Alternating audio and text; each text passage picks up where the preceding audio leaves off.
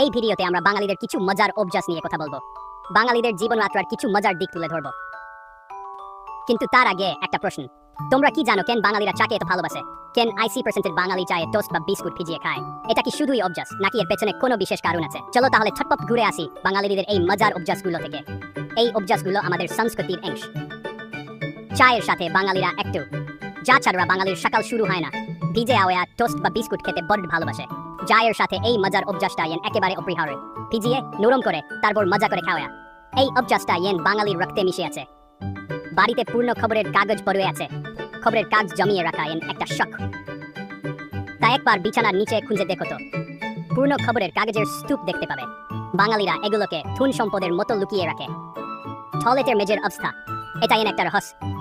সেটা নিয়ে না হয় কম বলাই ভালো। টয়লেটের মেজে সবসময় ভেজা থাকে। নিশানা ঠিক না হলেও লজ্জা নেই।